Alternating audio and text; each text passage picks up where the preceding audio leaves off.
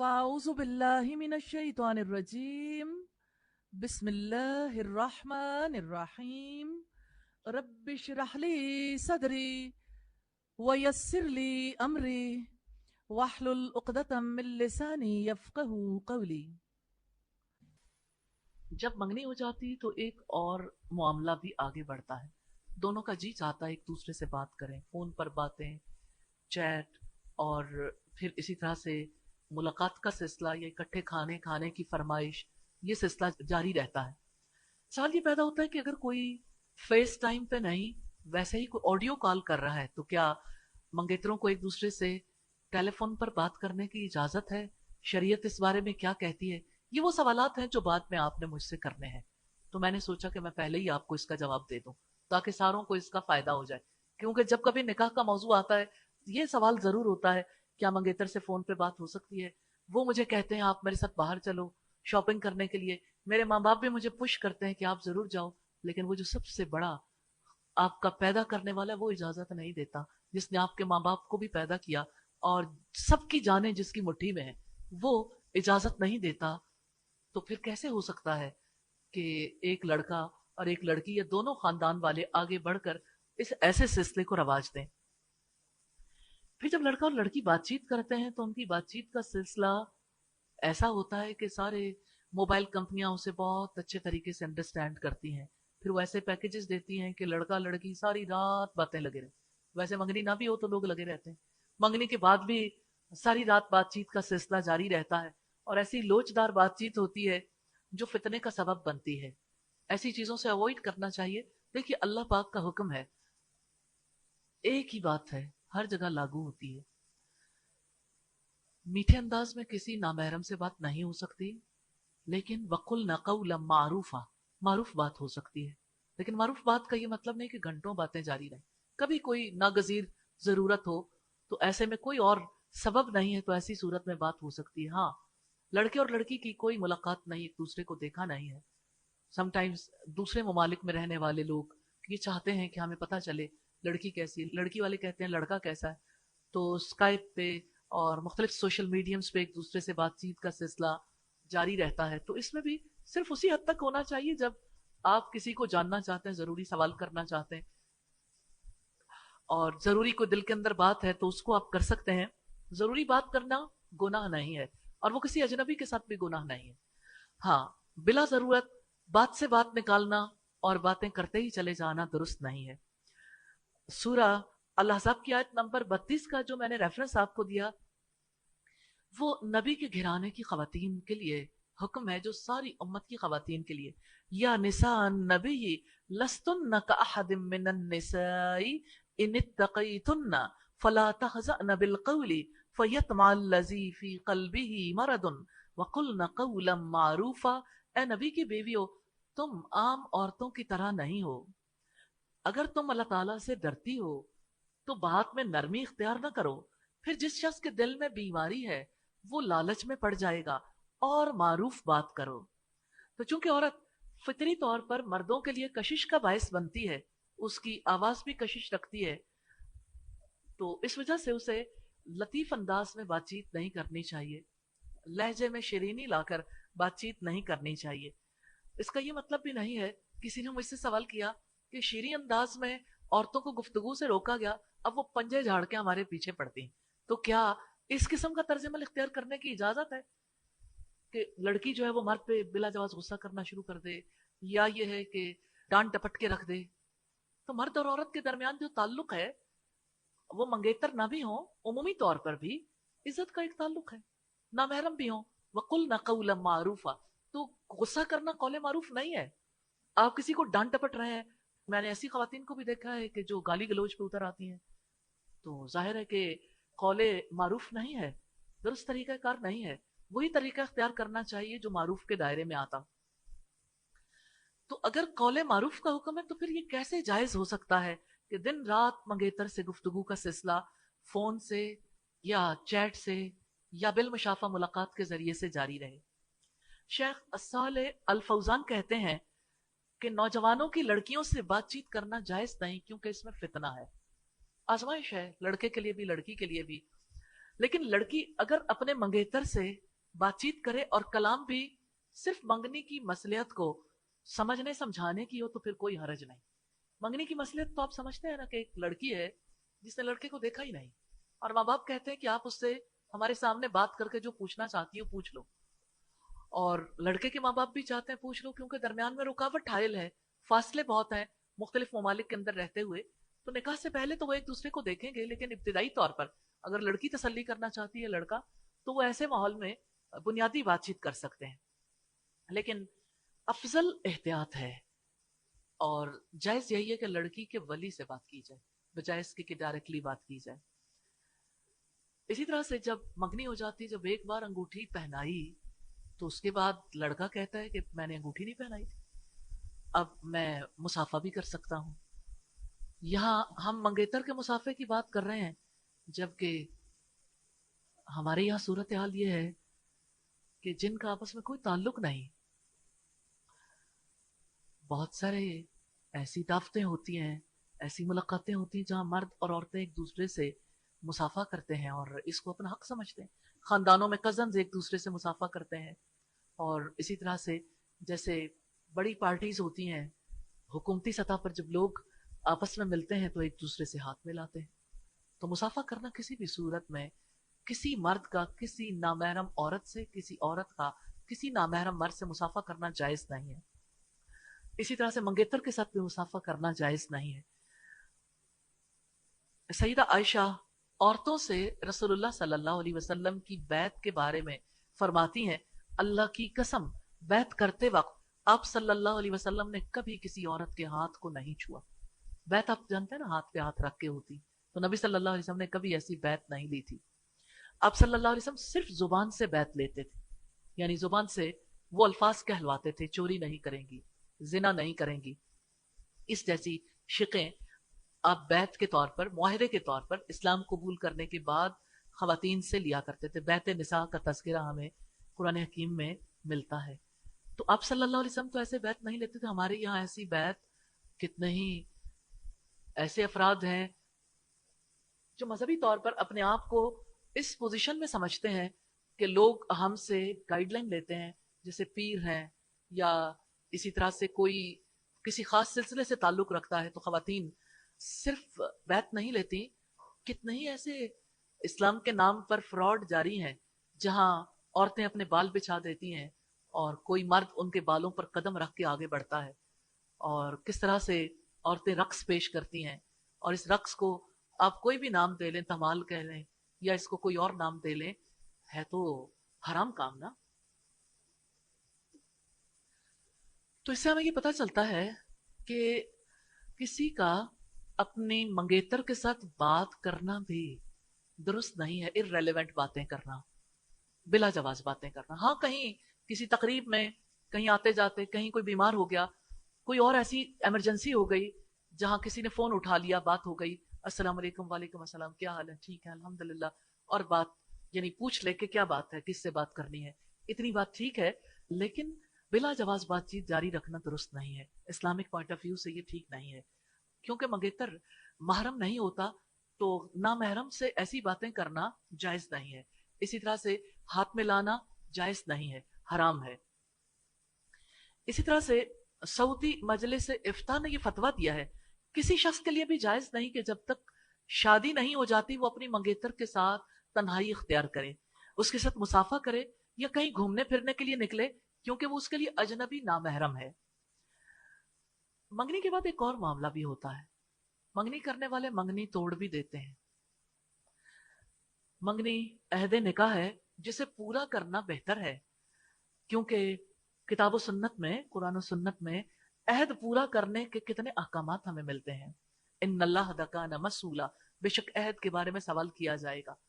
اور اسی طرح سے نبی صلی اللہ علیہ وسلم نے فرمایا لا دین لمن لا عہد لہ, اس کا کوئی دین نہیں جس نے عہد کی پاسداری نہیں کی. تو وعدہ خلافی کو نبی صلی اللہ علیہ وسلم نے نفاق کی علامت قرار دیا. لیکن اس کا یہ مطلب نہیں ہے کہ منگنی ہو جائے تو اسے ختم نہیں کیا جا سکتا. اگر لڑکے کے عیب ظاہر ہو جائیں تو لڑکی والے, اور اگر لڑکی کے عیب ظاہر ہو جائیں تو لڑکے والے منگنی کو ختم کر سکتے ہیں. اگر کسی کے نکاح کے بعد یہ خطرہ پیدا ہو جائے طلاق ہو جائے گی, یعنی یہ رشتہ نبھ نہیں سکتا, تو ایسی صورت میں منگنی توڑی جا سکتی ہے. جیسے سعودی مستقل فتویٰ کمیٹی کے فتاوی میں یہ بات درج ہے کہ مرد اور عورت کے مابین صرف منگنی کرنے سے عقد نکاح نہیں ہو جاتا، اس لیے مرد اور عورت میں سے ہر ایک کو حق ہے کہ جب وہ مصلحت دیکھے تو منگنی ختم کر سکتا ہے، خواہ دوسرا فریق راضی ہو یا نہ ہو. یعنی دوسرا راضی نہیں ہے تب بھی وہ اس کو ختم کر سکتا ہے. لیکن ایک بات اور ایسی ہے جس کا جائزہ لینا اس مقام پر ضروری ہے. دو گھرانے ہیں جن کے بچوں کے آپس میں عہد نکاح یعنی منگنی ہو چکی. اب تیسری فیملی چاہتی ہے کہ اوہو ہم لیٹ ہو گئے، اس لڑکی کے ساتھ تو ہمارے بیٹے کی بات ہونی چاہیے تھی، ہم نے تو شروع سے دیکھا تھا اور ہم لیٹ ہو گئے. وہ چاہتے ہیں کہ اب ایک منگنی کے اوپر دوبارہ رشتہ بھیج دیں. اس بارے میں شریعت کا حکم کیا ہے؟ یا ہو سکتا ہے کسی کا بیٹا ہے اور لڑکی والے یہ سمجھتے اہل خاندان ہے کہ اس لڑکی کی بات تو اس لڑکے سے ہونی چاہیے تھی، تو کیا نکاح کے پیغام پر، عہد نکاح پر کوئی اور پیغام دے سکتا ہے؟ تو نہیں دے سکتا، جائز نہیں ہے. منگنی پر منگنی کرے یا کسی اور کی منگنی کو توڑنے کی دعوت دے. نبی صلی اللہ علیہ وسلم نے فرمایا کوئی شخص اپنے مسلمان بھائی کی منگنی پر اپنی منگنی نہ کرے حتیٰ کہ اس سے پہلے منگنی کرنے والا اسے چھوڑ دے یا اسے اجازت دے دے کہ میں نے اسے چھوڑ دیا، آپ کرنا چاہو تو آپ کر سکتے ہو. اگر کوئی اپنے بہاف پر جبری نہیں، زبردستی نہیں، خود سے کوئی چھوڑ دے تو پھر ایسی لڑکی کو پیغام نکاح بھیجا جا سکتا ہے. صحیح بخاری میں 4848 پر اس حدیث کو آپ دیکھ سکتے ہیں. اسی طرح سے امام نووی نے اس بارے میں مزید یہ بات کہی ہے کہ منگنی پر منگنی کا پیغام نہیں دیا جا سکتا، نکاح کا پیغام نہیں دیا جا سکتا، لیکن اگر رشتہ آنے والے شخص کے ساتھ صراحتاً بات پکی ہو چکی ہو، نہ وہ اجازت دے نہ چھوڑے، اس پر منگنی کرنا حرام ہے. یعنی اب بات ہو چکی، نہ تو وہ چاہتا ہے کہ چھوڑ دے نہ وہ اجازت دیتا ہے، اب ایسی صورت میں کوئی منگنی کا پیغام بھیجتا ہے تو یہ حرام کام ہے. بیٹھے بٹھائے حرام کام کرنے والا اللہ کی گرفت میں کیسے آ سکتا ہے، کیسے پکڑ میں آ سکتا ہے. اسی طرح سے شیخ الاسلام امام ابن تیمیہ سے یہ دریافت کیا گیا کسی دوسرے شخص کی منگنی پر کسی نے منگنی کر لی، کیا یہ جائز ہے؟ تو انہوں نے کہا کسی بھی شخص کے لیے حلال نہیں کہ وہ اپنے بھائی کی منگنی پر منگنی کرے، تو یہ حلال نہیں رہتا. اس لیے چاروں ائمہ متفق ہیں کہ کسی کی منگنی پر کوئی کسی کو پیغام نہیں دے سکتا. ہاں، اب اگر کسی نے منگنی ختم کرنی ہو تو وہ کیا کرے؟ جیسے منگنی کرنے کے لیے استخارہ کیا تھا، ختم کرنے کے لیے بھی استخارہ کر لے، کیونکہ اللہ تعالیٰ بہتر جانتے ہیں اور انسان نہیں جانتا. جیسے رشتہ قبول کرنے میں جلد بازی نہیں کرنی چاہیے، توڑنے میں بھی جلدی نہیں کرنی چاہیے. سیدنا ابو ہریرہ بیان کرتے ہیں جب تمہارے پاس کسی ایسے شخص کا رشتہ آئے جس کے دین اور اخلاق کو تم پسند کرتے ہو تو اس کی شادی کر دو، اگر ایسا نہیں کرو گے تو بہت لمبا چوڑا فساد پیدا ہوگا. یعنی اگر کسی کے دین اور اخلاق کے بارے میں آپ کو شبہ نہیں تو شادی کر دینی چاہیے. ترمذی کی روایت ہے 1084 نمبر پر. اسی طرح سے جب لڑکی کا ولی اپنی لڑکی کی مصلحت دیکھے تو اس کے لیے منگنی ختم کرنا مکروہ نہیں ہے. یعنی اگر وہ دیکھے کہ یہ رشتہ مجھے پورا ہوتا ہوا نظر نہیں آتا، یہ معاملہ اختتام تک نہیں پہنچے گا، تو ولی اس منگنی کو ختم کر سکتا ہے. یہ لڑکی کا حق ہے، یعنی ولی لڑکی کی جانب سے دیکھنے میں نائب ہے، ولی دیکھے گا. اس لیے جس میں وہ مصلحت دیکھے تو قول رشتہ نامنظور کر سکتا ہے. اور جب لڑکی اپنے منگیتر کو ناپسند کرے تو لڑکی بھی اسے رد کر سکتی ہے. اسلام لڑکی کو بھی یہ حق دیتا ہے کیونکہ یہ پوری عمر کا عقد ہے جس میں ہمیشہ کا نقصان، ہمیشہ کا ضرر ہو سکتا ہے. اس لیے لڑکی بھی اپنے بارے میں غور و فکر کرنے کا پورا حق رکھتی ہے. اگر بغیر کسی غرض کے دونوں ہی نامنظور کر دیں، منگنی توڑ دیں تو یہ مکروہ ہے. یعنی بغیر کسی وجہ کے نہیں توڑنا چاہیے کیونکہ اس میں وعدہ خلافی ہے، یہ بات سے پھر جانا ہے. لیکن حرام نہیں ہے کیونکہ ابھی لڑکے کا لڑکی پر حق قائم نہیں ہوا، اور اگر دونوں ہی توڑنا چاہیں تو اس میں کوئی حرج کی بات نہیں ہے، توڑی جا سکتی ہے. ہاں البتہ یہ مصلحت کا تقاضا نہیں ہے کہ بغیر کسی سبب کے منگنی توڑ دی جائے. ایک اور چیز جس کے بارے میں توجہ کرنے کی ضرورت ہے، اگر منگنی ختم ہو جائے تو کیا لڑکی پر کوئی عدت ہوتی ہے؟ تو کوئی عدت نہیں ہوتی کیونکہ یہ رشتہ نکاح نہیں ہے. عدت صرف نکاح ختم ہونے کے بعد ہوتی ہے. اگر ایک شخص نے ایک عورت کا رشتہ مانگا، اس کے والدین نے ہاں کر دی، پھر وہ کسی سفر پر چلا گیا، साल भर नहीं आया, फिर एक और शख्स ने उस औरत का रिश्ता तलब किया, तो क्या वालिदैन ऐसे शख्स का रिश्ता कबूल कर सकते हैं? यानी पता ही नहीं अब वो कब वापस आएगा। आप जानते हैं बाज़ औक़ात खानदानों में भी ऐसा हो जाता है, अजनबियों में भी ऐसा होता है कि किसी ने पैगाम निकाह भेजा, मंगनी हो गई, अब 1 साल गुजरा, 2 साल, मैं ऐसे लोगों को जानती हूँ, 10 साल हो गए, 15 साल हो गए, 20 साल हो गए, लड़की बैठी हुई है कि लड़की की मंगनी हुई हुई है। तो इस बारे में सऊदी फतवा कमेटी का फतवा है कि अगर औरत के वालिदैन ने पहले शख्स से सिर्फ मंगनी की थी, तो औरत के वालिदैन को हक हासिल है कि अगर अपनी बेटी की मसलहत देखते हैं किसी और जगह रिश्ता करने में और वो राजी हो जाती है, तो दूसरा रिश्ता कबूल करने में कोई हरज नहीं।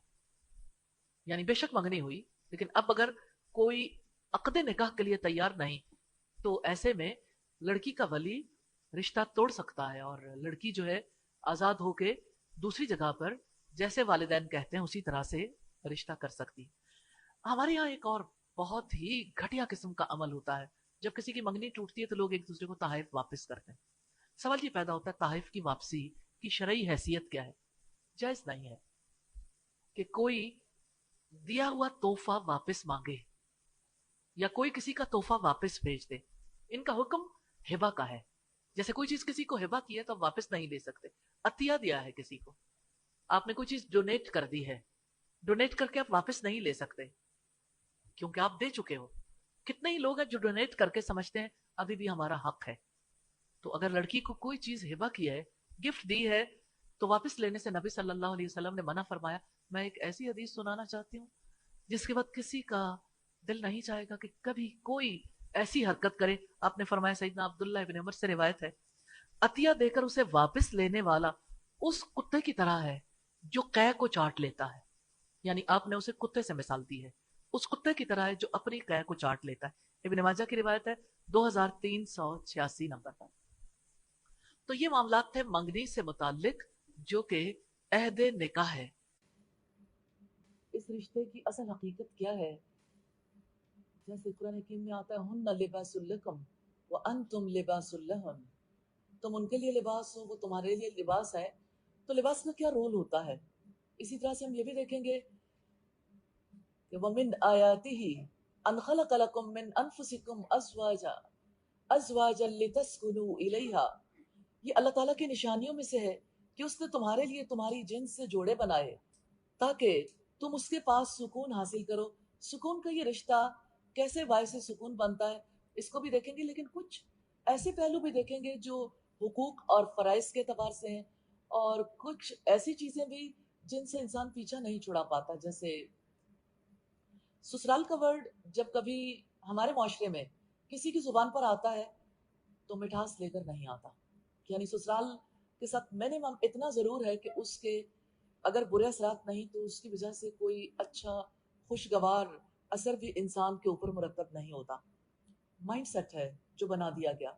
और इसकी रीज़न क्या है? और फिर ये कि जैसे आपस के ताल्लुकात जब ख़राब हो जाते हैं तो उसमें एक औरत का क्या रोल है, उसे किस तरह से अपना रोल प्ले करना है। और कुछ ख़ास बातें भी, जैसे निकाह की जो शराइत हैं उनमें ईजाब कबूल भी है, उसमें महर भी है, तो महर के हवाले से भी कुछ बातें हम देखेंगे। इसी तरह से निकाह और तलाक, तलाक के रेफरेंस से भी कुछ बुनियादी उमूर हैं जिनको इंशाल्लाह देखेंगे। तो मुझे इस सिलसिले में आपसे ताउन चाहिए होगा। मुझे क्यों लगता है कि जब हम सिर्फ सुनते हैं तो 50% लर्निंग होती है, लेकिन सुनने के साथ जब शेयर करते हैं तो हमारा पूरा वजूद उसमें शामिल हो जाता है। तो इस वजह से आपकी जानिब से मैं तवक्को रखूंगी कि आप अपना इनपुट ज़रूर देंगे। ज़रूरी नहीं कि ये सवाल की सूरत में हो, अपनी बात भी सामने रख सकते हैं, किसी का वाक़या भी, कोई ऐसी चीज़ भी जिसके बारे में आप समझें कि मुझे तो क्लियर है लेकिन सबको क्लियर होना चाहिए, तो ऐसी बात भी। लेकिन मैं ये भी तवक्को रखूंगी कि इररेलेवेंट हम वक्त भी ज़ाया नहीं करेंगे इंशाअल्लाह ताला। यानी रेलेवेंट बातें ज़रूर करेंगे, इररेलेवेंट नहीं। अल्लाह ताला से मैं दुआ करती हूँ कि इस नशिस्त को बरकत वाला बनाए और हमें इस नशिस्त में ख़ानदानी ज़िंदगी के हवाले से अल्लाह रब्बुल इज़्ज़त की जानिब से तय करदा जो हमारे लिए कानून है, हमारे लिए एक बुनियादी रिश्ते की हकीकत को अल्लाह ताला हमें इस दौरान समझने की तौफीक अता फरमा दे।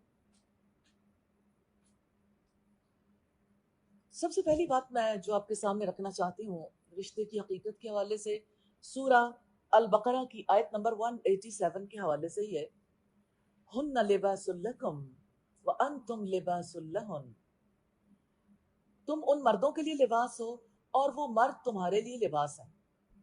یہ الفاظ ہمیں بتاتے ہیں کہ مرد اور عورت کا رشتہ لباس جیسا ہے، اور آپ جانتے ہیں لباس کے کئی ایک کام ہیں۔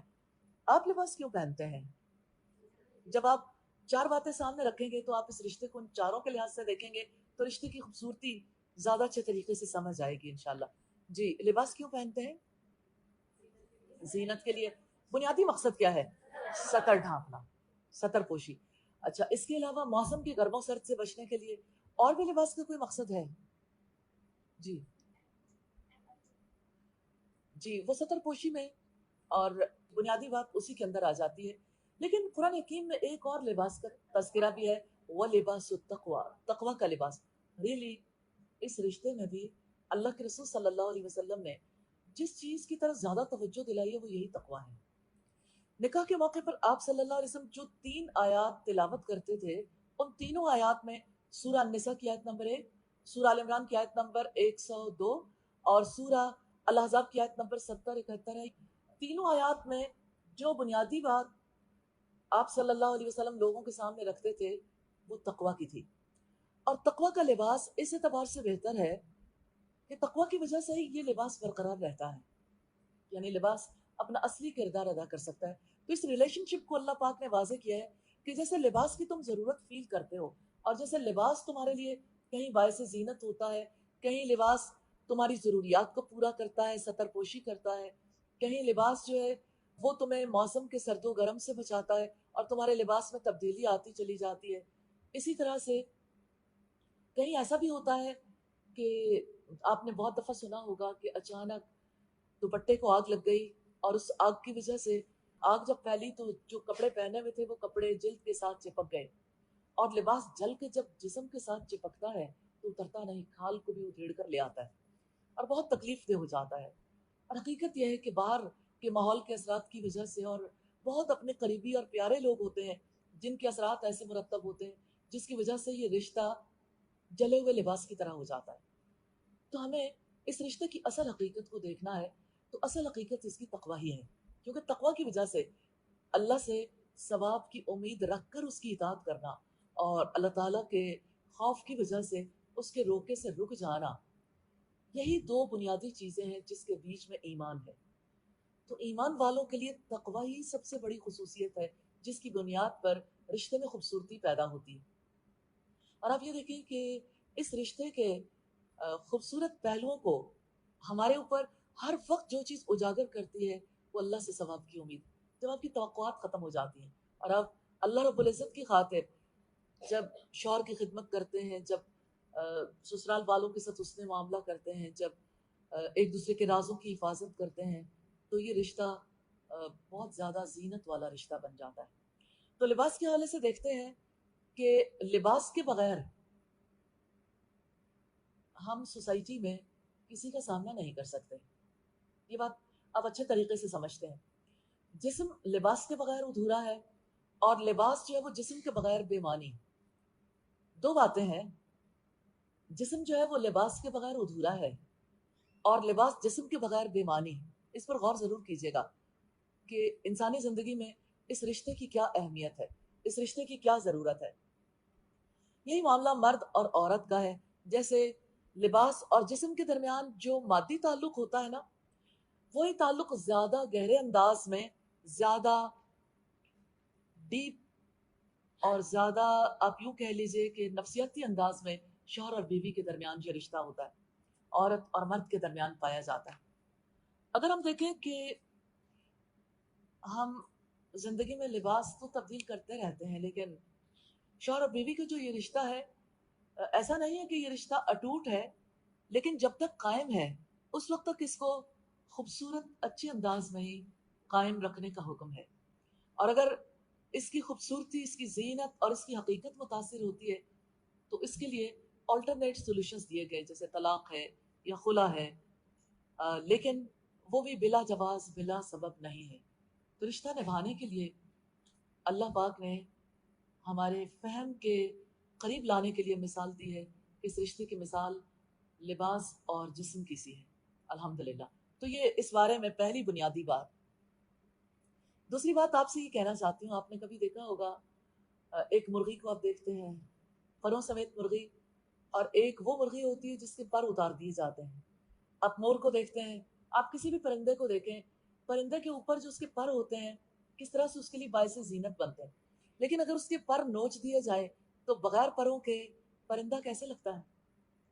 اس کو دیکھ کے ہی دل کے اندر ایک یعنی اچھا احساس نہیں ابھرتا، برا احساس ابھرتا ہے، ناگوار جو ہے احساسات انسان کے اندر سے ابھرتے ہیں، کیونکہ اس کے پر اس کے جسم پر نہیں ہوتے. دوسری صورت یہ ہوتی ہے کہ ایسے پرندے کو دیکھ کر سم ٹائمز رحم کے جذبات یا ترس کے جذبات بھی ابھرتے ہیں، اور یہی جی چاہتا ہے کہ اس کے اوپر اس کے پر واپس آ جائیں. حالانکہ ایک بار نوچے جانے کے بعد وہ پر تو واپس نہیں آتے، ہاں نئے پر اللہ تعالیٰ کی رحمت سے ضرور آ جاتے ہیں. تو اگر کسی پرندے کے پر اتار دیے جائیں تو اس کا حلیہ بگڑ جاتا ہے، چاہے وہ پرندہ کتنا ہی خوبصورت ہو. لباس کے بغیر انسان کی بھی ایسی کیفیت ہے جیسے پروں کے بغیر پرندے کی. اسی وجہ سے آپ دیکھیے کہ وہ عورت جو طلاق یافتہ ہوتی ہے یا جس کے شوہر کی وفات ہو جاتی ہے، وہ اپنے آپ کو یعنی ایسے لگتا ہے جیسے چھت کے بغیر محسوس کرتی ہے، لیکن اصلاً اگر دیکھا جائے اس کی کیفیت کو تو جیسے کوئی بے لباس انسان اپنے آپ کو محسوس کرتا ہے، اسی طرح سے اس کی فیلنگز ہو جاتی ہیں. اسی لیے رب العزت نے حکم دیا کہ تم میں سے جو لوگ مجرد ہیں یعنی بغیر نکاح کے ہیں ان کے نکاح کر دو، کیونکہ یہ فطرت ہے انسان کی. اور مجھے جب یہ بات میرے ذہن میں آتی ہے کہ لباس کو اللہ پاک نے اتارا ہے، آپ نے قرآن حکیم میں پڑھا ہے نا کہ ہم نے تم پر لباس اتارا. اصل میں اگر آپ دیکھیں تو یہ رشتہ، اس رشتے کا حکم بھی تو اللہ پاک نے اسی طرح سے نازل کیا ہے. اور سب سے دلچسپ، عجیب اور خوبصورت بات یہ بھی ہے کہ اس رشتے کی محبت بھی اللہ تعالیٰ نے نازل کی ہے. یعنی قلوب کے اندر جو شوہر بیوی کے لیے، بیوی شوہر کے لیے گنجائش محسوس کرتے ہیں یا محبت محسوس کرتے ہیں، یہ محبت اللہ تعالیٰ کی عطا ہے. اسی لیے دعا کرنے کے لیے کہا گیا ربنا ہب لنا من ازواجنا وذریاتنا قرۃ اعین واجعلنا للمتقین اماما، کہ اے ہمارے رب ہمارے رشتہ ازدواج میں محبت پیدا کر دے. کون دیتا ہے یہ محبت؟ کوئی کوشش کرنے والا آخری حد تک چلا جائے کوشش کرنے میں، کبھی کوشش میں کامیاب نہیں ہو سکتا جب تک کہ اللہ تعالیٰ عطا نہ کر دے. تو یہ محبت اللہ تعالیٰ کی عطا ہے. جب وہ محبت دلوں میں سے کھینچ لیتا ہے تو وہی محبت کرنے والے دل سخت نفرت کرنے لگ جاتے ہیں. اس لیے اس رشتے کے برقرار رہنے کے لیے، باعث زینت بننے کے لیے بہت زیادہ ضرورت ہے کہ اللہ رب العزت سے دعائیں کی جائیں. اس رشتے کی حقیقت کو ایک اور اعتبار سے بھی دیکھیں گے. لباس کی مثال ہی سے پتہ چلتا ہے کہ عورت اور مرد دونوں ایک دوسرے کے لیے کتنی زیادہ اہمیت رکھتے ہیں. لباس کے بغیر جیسے انسان اپنے آپ کو نامکمل محسوس کرتا ہے، حالانکہ وہ بالکل مکمل ہے. اس کی آنکھیں، اس کا ناک، اس کا ذہن، اس کا قلب، پورا جسم ہے، لیکن لباس کے بغیر آپ اپنے آپ کو ادھورا محسوس کرتے ہیں، کسی کو فیس نہیں کر سکتے. اور جدید دنیا میں لوگ اگر بے لباس رہنے کو اپنے لیے زیادہ ضروری خیال کرتے ہیں تو وہ بھی کہیں کسی جگہ پر جا کر مجبور ہو جاتے ہیں، چاہے وہ موسم کے سرد و گرم سے بچنے کے لیے ہی مجبور ہوں. اصل بات یہ ہے کہ اس رشتے کے بغیر عورت بھی اور مرد بھی اپنے آپ کو نامکمل محسوس کرتے ہیں. دونوں کے اکٹھے ہونے سے ہی وہ اپنے آپ کی تکمیل سمجھتے ہیں. دوسری بات یہ ہے کہ عورت اور مرد دونوں ایک دوسرے کے قریبی ساتھی ہیں. دیکھیے، ایک ماں کا بیٹا ہے، دوسری ماں کی بیٹی ہے، جس کے پیٹ سے جنم لیتے ہیں اس سے کتنا ہی گہرا تعلق ہو، لیکن قربت کا جو تعلق شوہر اور بیوی کے درمیان وجود میں آتا ہے، اس کی وجہ سے ایک ایسی کمپینین شپ، ایک ایسا ساتھ، ایک ایسا تعلق بن جاتا ہے جس میں وہ ایک دوسرے کو جس طرح گہرے انداز سے جانتے ہیں دوسرا کوئی نہیں جانتا. تو ایک دوسرے کے رازوں سے واقف ہو جاتے ہیں، ایک دوسرے کی طبیعت سے، مزاج سے. اور اس میں ایک طرف تو یہ بات ہے کہ مرد عورت کے بغیر، عورت مرد کے بغیر اپنے آپ کو ادھورا محسوس کرتے ہیں، لیکن دوسری طرف اگر ہم دیکھیں تو دونوں ایک دوسرے کا پردہ بھی ہیں. یعنی بہت زیادہ چیزیں ہیں جو وہ لوگوں کے سامنے رکھیں تو ظاہر ہے کہ امیج ہی بریک ہو جائے. لیکن اللہ پاک نے دونوں کو ایک دوسرے کا امین بنایا ہے کہ دونوں ایک دوسرے کی رازداری رکھیں گے، ایک دوسرے کا پردہ رکھیں گے. اور آپ دیکھیے کہ سم ٹائمز ایسا ہوتا ہے نا کہ آپ اکثر تو ایسا ہوتا ہے کہ آپ اپنے وجود پر فٹ آنے والا لباس پہنتے ہیں، لیکن کبھی ایسا ہوتا ہے کہ اگر آپ اپنے سے بڑا لباس پہن لیں یا اپنے سے چھوٹا لباس پہن لیں تو آپ کی شخصیت ہی خراب ہو جاتی ہے. اس لیے ہر کوئی یہ چاہتا ہے کہ ایسا لباس پہنے جو بالکل فٹ ہو، جو اس کے لحاظ سے موزوں ہو. اور اس رشتے کے اعتبار سے اسلام جو چاہتا ہے وہ بھی یعنی کفر یا برابری، یعنی دونوں کے مزاج، دونوں کے سوشو اکنامک بیک گراؤنڈ ہے یا انٹیلیجنس لیول ہے، یہ سب چیزیں بھی. لیکن منٹل ہارمنی جو دینی اعتبار سے قائم ہوتی ہے اس کا کوئی بدل نہیں، کیونکہ اس کی وجہ سے باقی ساری چیزیں کنٹرولبل فیکٹرز ہیں. لیکن اگر کسی کے درمیان ذہنی ہم آہنگی نہیں ہے تو کوئی چیز بھی اس کے کام آنے والی نہیں ہے. یعنی بھلے سے وہ دونوں ایک جیسے خوبصورت ہوں، ایک خاندان سے تعلق رکھتے ہوں، ان کی مالی حیثیت بھی ایک جیسی ہو، وہ ایک جیسی زبان بولتے ہوں، ان کا سوسائٹی میں سٹیٹس بھی ایک جیسا ہو، لیکن اگر دینی بنیاد پر ایک جیسے نہیں ہے تو رشتے میں نباہ نہیں ہو سکتا. اسی لیے نبی صلی اللہ علیہ وسلم نے فرمایا 4 چیزیں جس کی بنیاد پر نکاح کیے جاتے ہیں: حسب نسب، مال جمال اور دینداری. تم دینداری کو ترجیح دینا، کیونکہ دینداری کی بنیاد پر یہ رشتہ ایسا ہوتا ہے جو ایک دوسرے کے ساتھ فٹ ہو جاتا ہے، ایک جیسا سوچنے لگتے ہیں، ایک جیسا محسوس کرنے لگتے ہیں اور ایک جیسے معاملات نبھا سکتے ہیں. تو مرد اور عورت کے درمیان رب العزت نے پیدائشی طور پر صنفی کشش رکھی ہے. مرد کے لیے عورت کے اندر کشش ہے، عورت کے لیے مرد کے اندر کشش ہے. قرآن حکیم میں یہی بات ہمیں سورہ روم کی آیت نمبر 21 میں ملتی ہے کہ اللہ کی نشانیوں میں سے ہے کہ اس نے تمہاری جنس سے تمہارے لیے جوڑے بنائے، لِتَسْكُنُوا إِلَيْهَا، تاکہ تم اس کے پاس سکون حاصل کرو، وَجَعَلَ بَيْنَكُمْ مَوَدَّةً وَرَحْمَةً، اور اس نے تمہارے درمیان مودت یعنی وہ محبت جو جوانی کی محبت ہے وہ بھی رکھ دی، اور رحمت یعنی بڑھاپے کی محبت بھی رکھ دی جو بے غرض اور بے لوث ہوتی ہے. بے شک اس میں نشانیاں ہیں ان لوگوں کے لیے جو غور و فکر کریں. اب آپ دیکھیں کہ مرد اور عورت کے تعلق کے لیے 2 صورتیں ہیں جہان میں. ایک صورت آزاد ہے اور دوسری صورت پابندی کے ساتھ ہے. آزاد صورت یہ ہے کہ کوئی مرد کسی عورت کے ساتھ کسی وقت کسی بھی طرح سے تعلق قائم کر لے، جس کے لیے اس کے اوپر کوئی پابندی عائد نہ ہوتی، اسے کسی قسم کا یعنی کوئی احساس نہ کرنا ہو، کسی قسم کی ذمہ داری قبول نہ کرنی، جسے دوسرے لفظوں میں فری سیکس بھی کہتے ہیں. دوسری صورت یہ ہے کہ مرد اور عورت کے درمیان جو تعلق ہے وہ نکاح کی صورت میں قائم ہو، جس کی وجہ سے مرد پر بھی پابندیاں عائد ہوں اور عورت پر بھی ذمہ داریاں عائد ہوں، اور دونوں ان ذمہ داریوں کو نبھائیں، اور دونوں کے کام کرنے کے طریقہ کار کو بھی اللہ رب العزت نے واضح کر دیا. اس کے مطابق مرد باہر کے امور انجام دے گا اور عورت گھریلو امور اور بچوں کی تربیت اور بچوں کے معاملات کو دیکھے گی. اس لحاظ سے اگر دیکھیں تو مرد کا کام زمانے میں پروڈکٹیو سمجھا جاتا ہے کہ مرد کماتا ہے، اور عورت کے کام کا زمانے میں بظاہر کوئی نفع محسوس نہیں کیا جاتا کہ وہ کما نہیں رہی ہوتی. لیکن عورت کا کام مرد کے مقابلے میں زیادہ پروڈکٹیو ہے، کیونکہ وہ نئی نسل کو تیار کرنے کے لیے زیادہ اہم رول پلے کرتی ہے. اسلام نے عورت کی ذمہ داری مرد پر ڈالی ہے، معاشی ذمہ داری بھی، تو اس وجہ سے کہ عورت کے کام پر اسے کوئی معاوضہ نہیں دیا جاتا، اور اس معاوضے کے نہ دیے جانے کی وجہ سے اسے اپنی زندگی کی ضروریات جب پوری کرنی ہے تو اس کے لیے اسلام نے ایک سسٹم بنا دیا کہ اس کی ضروریات کی کفالت شادی سے پہلے اس کے والدین کریں گے، نکاح کے بعد یہ ذمہ داری شوہر پر عائد ہوتی ہے. تو یوں ہم دیکھتے ہیں کہ دونوں طرح کے تعلق میں بڑا فرق ہے.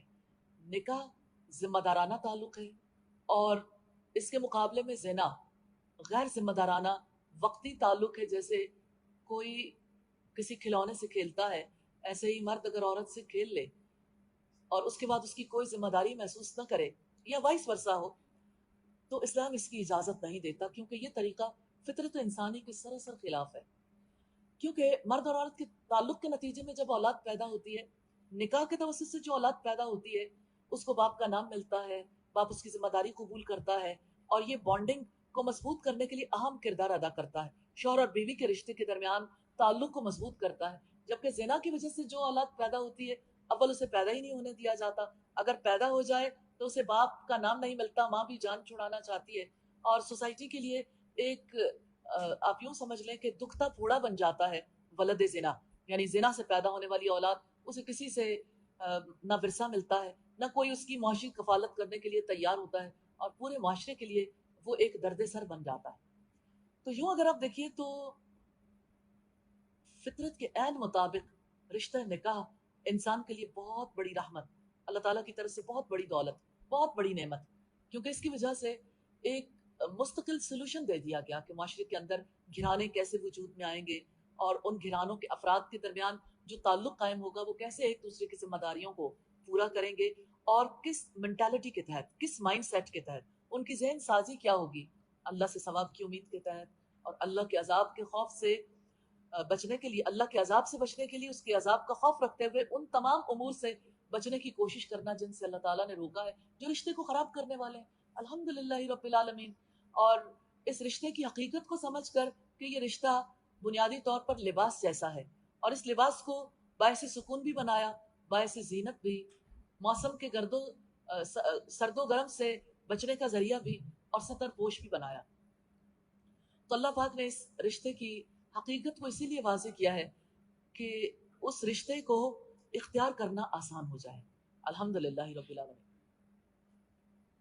ہمارے معاشرے میں اکثر یہ بات کہی جاتی ہے کہ انسان ایک سوشل اینیمل ہے, معاشرتی حیوان ہے. صحیح بات یہ ہے کہ انسان ایک اخلاقی حیوان ہے, اور انسان اور حیوان میں اگرچہ جسمانی طور پر مشابہت پائی جاتی ہے, مگر اخلاقی اعتبار سے انسان کا معاملہ جانوروں کے مقابلے میں بالکل مختلف ہے. جانور اپنے اندر کوئی اخلاقی احساس نہیں رکھتے, لیکن انسان کے اندر اخلاقی حس موجود ہے, اخلاقی احساس ہے.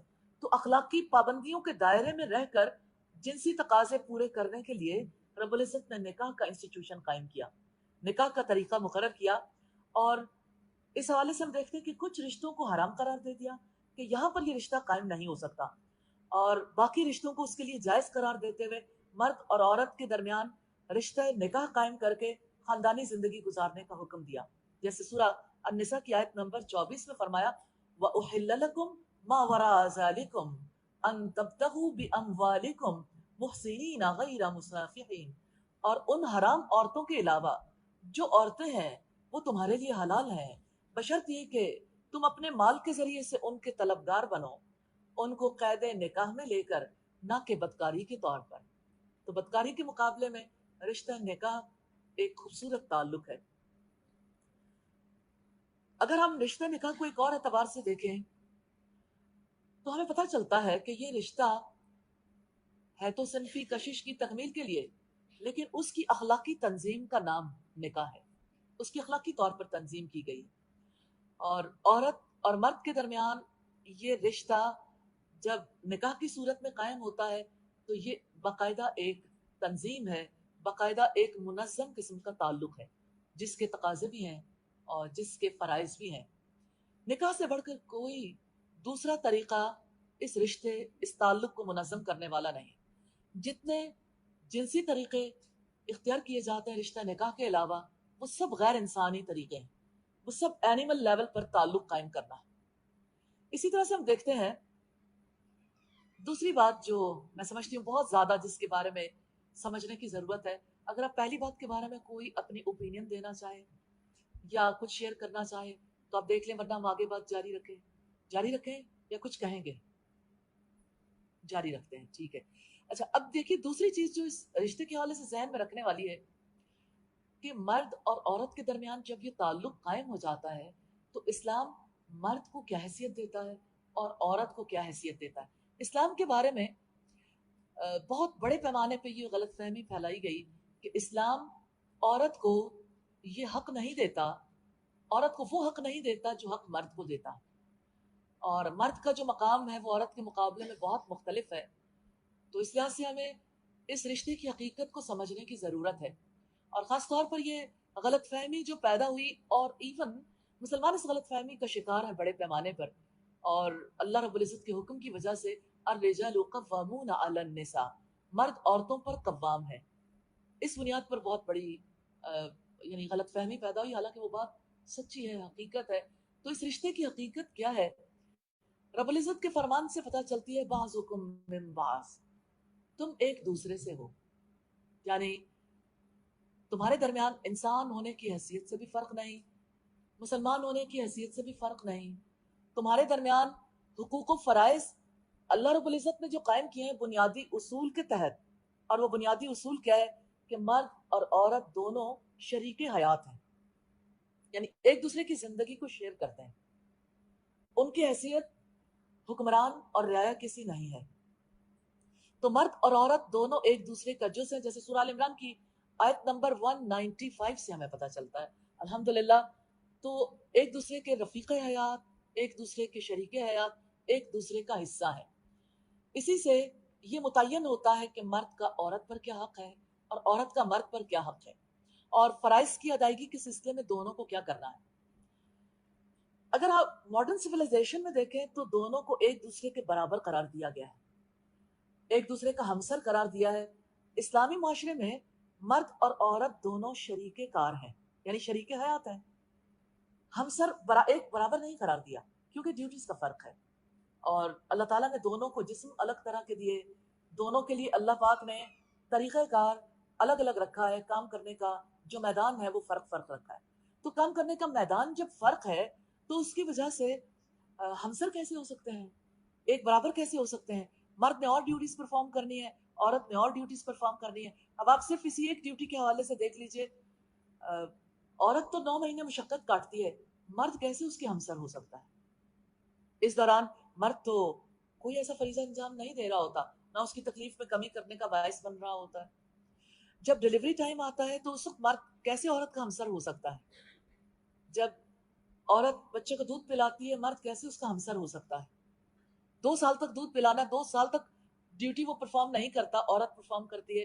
9 مہینے تک عورت اسے پیٹ میں رکھتی ہے، مرد کا اس دوران بھی کوئی حصہ نہیں ہے. ہمسر کیسے ہو سکتے ہیں؟ ہاں شریک کار ہے، کیونکہ اس دوران وہ اپنے حصے کا کام کرتا ہے، عورت اپنے حصے کا کام کرتی ہے. بڑا نیچرل کانسیپٹ ہے، فطری تصور ہے جو اللہ پاک نے ہمیں دیا. حقیقت ہے، حق ہے. یہی سچی بات ہے کہ مرد اور عورت دونوں شریک حیات ہیں. کیونکہ جب ایک عورت پریگننٹ ہوتی ہے، ایک عورت جب دودھ پلاتی ہے تو مرد جو ہے وہ کما کر بھی لاتا ہے، وہ بچے کی اور ماں کی دونوں کی کیئر کرتا ہے، ان کی حفاظت کرتا ہے، اور ان کی ضروریات کو پرووائڈ کرنے کے لیے اور ان کی حفاظت کرنے کے لیے اپنا رول پلے کرتا ہے. الحمدللہ. تو اس لحاظ سے وہ شریک کار تو ہے، لیکن اس کے کام کی نوعیت فرق ہے. پھر ہم دیکھتے ہیں کہ اسلامی شریعت کے نزدیک مرد عورت کا اور عورت مرد کی شریک حیات ہے، لیکن دین فطرت نے دونوں کے جو امور انجام دینے کا طریقہ کار رکھا ہے وہ ایسا ہے کہ جس کی وجہ سے ٹکراؤ کے لیے فضا مشکل سے پیدا ہوتی ہے اگر دونوں اپنے فرائض کو اللہ کے خوف کی وجہ سے اس سے ثواب کی امید پر برقرار رکھنے کی کوشش کریں. تو اسلام نے سادہ اصول اختیار کیا ہے جو قابل عمل ہے. ہر خاندان اس اصول کے مطابق سکون اور عافیت کا گہوارہ بن سکتا ہے اگر سنجیدگی کے ساتھ ان اصولوں کو قبول کیا جائے. اگر عورت اور مرد کے تعلق کے بارے میں ہم فقہائے اسلام کے اصولوں کو سامنے رکھنا چاہیں تو اصل میں فقہائے اسلام کے اصولوں کے مطابق رشتہ وجود میں تو آتا ہے اور رشتہ بریک کرنے کے لیے بھی اصول موجود ہیں، لیکن نبھانے میں ان کا کوئی کردار نہیں ہے. یعنی کیونکہ وہ تو صرف یہ واضح کرتے ہیں کیا جائز ہے کیا ناجائز ہے، لیکن کیسے اس رشتے کو مضبوط بنانا ہے اس کے لیے فقہی اور جزئی تفصیلات میں ہم نہیں جائیں گے انشاءاللہ. آپ چاہیں تو ان کو بہت ساری کتابوں میں دیکھ سکتے ہیں، نکاح اور طلاق کے حوالے سے بھی، اور اسی طرح سے یعنی فقہ کی جو خصوصی کتابیں ہیں ان میں بھی دیکھ سکتے ہیں. ہم تو یہاں پہ یہ دیکھیں گے کہ عورت کے مقابلے میں مرد کی حیثیت کیا ہے، یعنی خاندانی نظام میں اس کو کیا حیثیت دی گئی. اب آپ دیکھیے کہ جب رشتہ نکاح ہوتا ہے دونوں اس رشتے میں منسلک ہوتے ہیں تو ایک انسٹیٹیوشن وجود میں آتا ہے، ایک ادارہ جس کو خاندان کہتے ہیں، فیملی کہتے ہیں. ہر سوشل انسٹیٹیوشن کی طرح دیکھیے معاشرتی زندگی میں، معاشرتی نظام میں اگر ہم دیکھنا چاہیں 4 بنیادی ادارے ہیں. ایک ریاست کا ادارہ ہے، ہر ایک علاقہ جہاں پہ افراد کثرت سے رہتے ہیں وہاں ایک حکومت کی ایک ریاست کی ضرورت ہوتی ہے، اور ریاست کے تحت ان کے سارے امور کو منظم کیا جاتا ہے۔ اس لیے انتظامیہ، مقننہ، عدلیہ، تین اس کے ونگز ہیں جو وجود میں آتے ہیں۔ اور دوسرا ادارہ جو ہے سوشل انسٹیٹیوشن، وہ تعلیم کا ادارہ ہے جسے اسکول کہہ سکتے ہیں آپ۔ اور تیسرا ادارہ جو ہے عبادت کے لیے وجود میں آتا ہے، جسے آپ مسجد کہہ سکتے ہیں، اور کہیں وہ مندر ہے، اور کہیں وہ کلیسا ہے، کہیں وہ کوئی بھی حیثیت رکھتا ہو، لیکن ہر سوسائٹی کی ضرورت ہے ایک عبادت گاہ کی، ہر سوسائٹی کو ضرورت ہوتی ہے۔ اسی طرح سے افراد کے باہمی تعلق کے لیے خاندانی نظام جو ہے اس کی ضرورت سے کوئی انکار نہیں کر سکتا۔ تو مرد اور عورت کے باہمی تعلق کی وجہ سے یہ ادارہ وجود میں آتا ہے جسے خاندان کہتے ہیں۔ تو یہ چار بنیادی انسٹیٹیوشنز ہیں۔ کیا آپ مجھے بتائیں گے چار کون سے انسٹیٹیوشنز ہیں؟ جی، ریاست ہے، تعلیمی ادارہ ہے، ادارہ کون سا ہے؟ اسکول۔ ریاست ہے، اسٹیٹ ہے، اسکول ہے، مسجد ہے، اور خاندان ہے۔ یہ چار ادارے۔ تو خاندان کا ادارہ بہت زیادہ اہمیت رکھتا ہے، اس لیے کہ بہت سے خاندان مل کر ہی ایک معاشرے کو وجود میں لاتے ہیں۔ اللہ تعالیٰ سے میں دعا کرتی ہوں ہمیں اس رشتے کو، اس کی حقیقت کو سمجھنے کی توفیق عطا فرمائے۔ سبحانک اللہم و بحمدک نشہد ان لا الہ الا انت نستغفرک و نتوب الیک۔ السلام علیکم ورحمۃ اللہ وبرکاتہ۔